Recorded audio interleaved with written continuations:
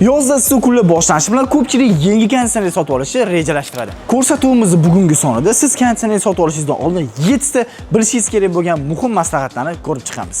Uni ovozi qancha past bo'ladigan bo'lsa, shuncha qulay bo'ladi. Zamonaviy konditsionerlarda quyidagi imkoniyatlar bo'lishi mumkin. Hammaga assalomu alaykum. Biz Texnomart YouTube kanalidamiz. Sizlar bilan Oybek Hidoyatov. Yozda issiq kunlar boshlanishi bilan ko'pchilik yangi konditsioner sotib olishni rejalashtiradi. Lekin noto'g'ri tanlangan konditsioner bo'lsa, keyinchalik ortiqcha elektr sarfi yoki xonani yaxshi sovutmasligi ora-orada buzilishlarga olib kelishi mumkin. Ko'rsatuvimiz bugungi sonida siz konditsioner sotib olishingizdan oldin 7 ta bilishingiz kerak bo'lgan muhim maslahatlarni ko'rib chiqamiz. Videoni o'tkazib bormasdan oxirigacha ko'ring, chunki videoning oxirida siz bilishingiz kerak bo'lgan muhim qoidalar bor. Undan tashqari kanalimizga obuna bo'lib, videoga like bossanglar, shunchaki bizning mehnatimizni qadrlagan bo'lardinglar. Oldindan rahmat. Birinchi maslahat xona maydonini to'g'ri hisoblash. Eng katta xatolardan bittasi xona maydoniga mos bo'lmagan konditsionerni sotib olish. Agar qurilma juda kuchsiz bo'ladigan bo'lsa, xona yaxshi sovimaydi. Agar juda kuchli bo'ladigan bo'lsa, elektr energiyani ortiqcha sarflashga sababchi bo'lishi mumkin.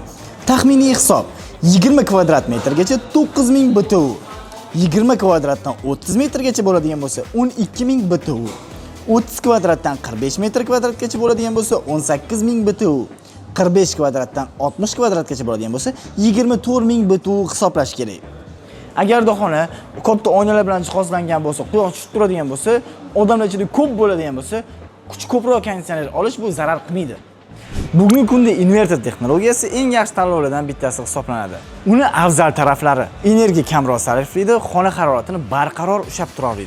Shovqini ham kam, xizmat muddati ham uzoqroq. Inverter motorli to'g'ri oddiy konditsionerlarga qaraganda ozgina qimmatroq bo'lishi mumkin, lekin siz uni energiya tejamkorligi taraflama yutib chiqishingiz mumkin. Ya'ni energiya ekonomiyroq bo'ladi inverter motorda, oddiy konditsionerda bo'lsa ko'proq tok rasxod qilishingiz mumkin. Siz inverterda baribir yutasiz. Energiya samaradorligiga e'tibor bering. Konditsioner yorlig'ida energiya samaradorligi yorlig'i ko'rsatiladi. Imkon qadar A3+ yoki A2+ modellariga ustunlik bering. Bu narsa oyma-oy elektr energiya to'lovini sezilarli darajada kamaytirishiga yordam beradi. 4-maslahat: shovqin darajasini tekshirish kerak. Agar konditsioner bolalar xonasiga yoki yotoqxonaga o'rnatiladigan bo'lsa, ichki blok shovqini juda ham muhim. Ideal ko'rsatkich 20 dan 30 detsibelgacha. Uni ovozi qancha past bo'ladigan bo'lsa, shuncha qulay bo'ladi.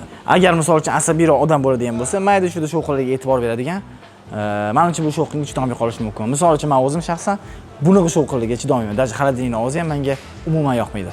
Konditsionerda 39 detsibeldan 50 detsibelgacha hisoblanadi. Bu yaxshi ham emas, yomon ham emas, o'rtacha. Chunki 39 dan 50 gacha ishlaydi. 5-maslahat: filtr va qo'shimcha funksiyalar haqida gaplashamiz. Zamonaviy konditsionerlarda quyidagi imkoniyatlar bo'lishi mumkin. Chang filtri, antibakterial filtr, Wi-Fi orqali boshqarish, taymer, avtomatik tozalash funksiyasi, namlikni kamaytirish rejimi.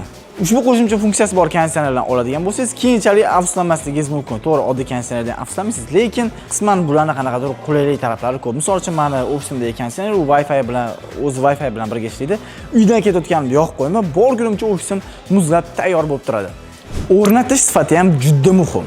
Eng yaxshi konditsioner ham noto'g'ri o'rnatib qo'yilsa, samarali ishlamaydi. O'shaning uchun ham tajribali ustalarni tanlash kerak. Sifatli mis quvurlardan foydalanish kerak.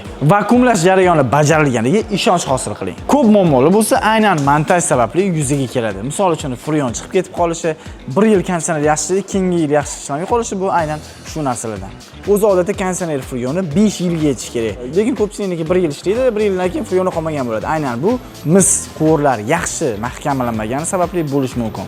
Sotib olishdan oldin quyidagilarni aniqlashtirib oling. Kafolat muddati, servis markasi mavjudligi, ehtiyot qismlari topiladimi, texnik xizmatni ko'rsatish imkoniyati. Arzon narxga aldanib qolmang, chunki arzon narx keyinchalik qimmat ta'mirlashga olib kelishi mumkin. Xulosa, keling qisqacha eslab o'tamiz. Konditsioner tanlashda xona maydoniga mos quvvatni tanlang. Inverter modelini afzal ko'ring. Energiya samaradorligiga e'tibor bering. Shovqin darajasini tekshiring. Foydali funksiyalarni solishtiring. Sifatli o'rnatishni unutmang.